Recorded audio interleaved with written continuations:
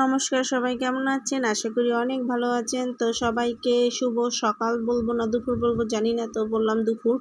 তো জাস্ট মজা করলাম। তো আজকে কিন্তু রান্না করব আমি, এই যে দেখুন এখানে কিন্তু আমি এই যে লাউটাকে একদম চিরি করে কেটে নিয়েছি এবং আজকে কিন্তু আমি লাউ তরকারি রান্না করব।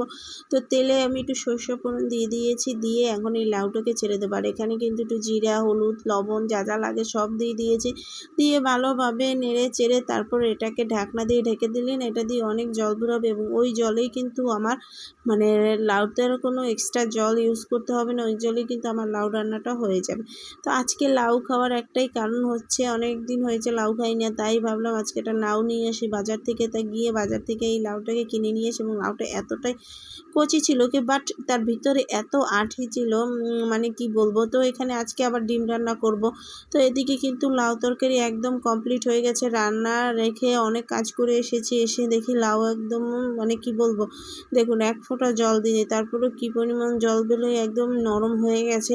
তো এখানে আমি একটু চালের গুঁড়া মানে ইউজ করে দিয়েছি, চালের গুঁড়া যাতে একটু থনথনে হয়।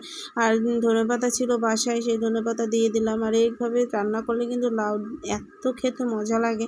তো আমি চিংড়ি মাছ ভেবেছিলাম দেবো, কিন্তু বাসায় আসলে চিংড়ি মাছ ছিল না, যার কারণে আর দিতে পারলাম না, যার জন্য এভাবেই রান্না করলাম।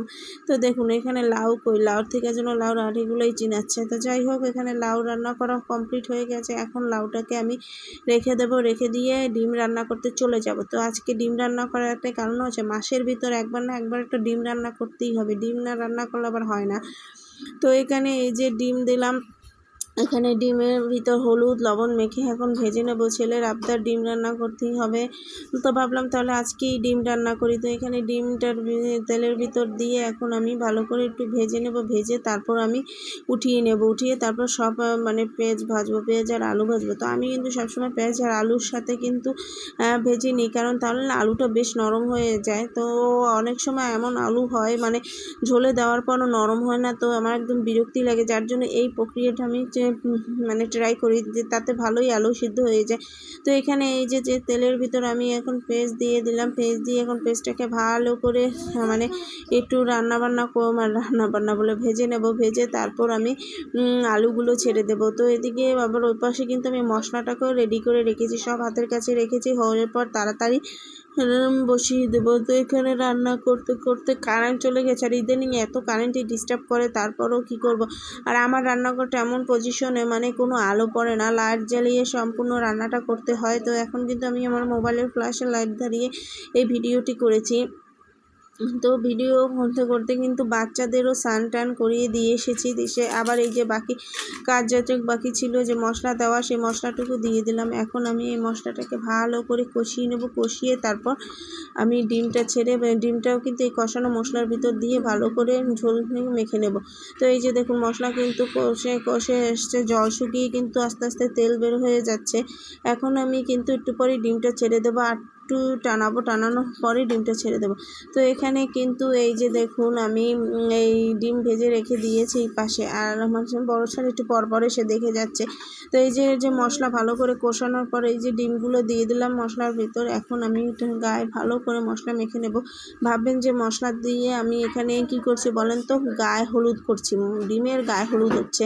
তো এই যে করার পর এখন আমি একটু ঝোলের জন্য জল দিয়ে দেব, দিলে না আমি মানে আজকে যদি ডাল করতাম তাহলে ডিমের ঝোলটা একটু ভুনা রাখতাম, যেহেতু ডাল করিনি যার জন্য ডিমের ঝোল আর ভুনা রাখার কোনো প্রশ্নই ওঠে না। একটু জল দিয়ে দেবো, মানে জল দিয়ে ঝোল বানিয়ে দেবো, নাহলে তো খাওয়াই যাবে না। তো রাত্রে লাগলে একটু ডাল চচ্চড়ি করে নেব। তো আজকে জানি না কথাবার্তা কেমন যেন উল্টো পাল্টা বলা শুরু করছি। তো এখানে কিন্তু এই যে দেখুন ডিমটা কিন্তু একদম ঝোলটা কিন্তু একদম পারফেক্টলি হয়েছে। এরপর কিন্তু আমি আর ঝোল বেশি টানাবো না, তাহলে আর ভাত খাবো কি দিয়ে। তো এখানে কিন্তু এই ডিমের ঝোল বসেছে, আর আমার বড় ছেলে একটু পর এসে বলছে রান্না হয়েছে। ও ডিম ভুনাটা এতটাই পছন্দ করে। আর এখানে কিন্তু আমি ঘরে জাস্ট এটুকুই ধনেপাতা ছিল, এটাই ডিমের উপর দিয়ে দিয়েছি, কারণ বেশি যেহেতু নেই, থাকলে দিতাম। তো এটা দিলে না ডিমের ঝোলের স্মেলটা খুব সুন্দর আসে। তো এখানে কিন্তু এই যে দেখুন রান্না একদম কমপ্লিট, শেষই হয়ে গেছে বলতে গেলে রান্না। এখন আমি ডিমটাকে নামিয়ে নেব, নামিয়ে তারপর বাচ্চাদের খাইতে দেবো। তো আজকে যেহেতু আমি ডিম ভুনা করেছি, তো ছেলে আমার বড় ছেলে তো আজকে হাত দিয়েই ভাত খাবে, তাকে আর আজকে খেতে মানে খাইয়ে দেওয়ার কোনো প্রয়োজনই নেই, কিন্তু ছোটোটাকে তো খাইয়ে দিতে হবে। তো এই যে দেখুন আমার ডিম ভুনা কিন্তু একদম রেডি হয়ে গেছে, কত সুন্দর একদম লাল লাল ঝাল ঝাল ঝোল করেছি। একটু ঝাল হয়েছিল, বাট তারপর আমি খেতে পেরেছি, কিন্তু বাচ্চাদের জন্য একটু ঝাল লেগেছিলো, তো ওদেরকে একটু ধুয়ে দিয়েছি। তো আজকের এই ভিডিওটি আমার এই পর্যন্ত। যদি আমার ভিডিওটি ভালো লেগে থাকে অবশ্যই লাইক কমেন্ট শেয়ার করতে ভুলবেন না। ভালো থাকবেন সবাই, টাটা।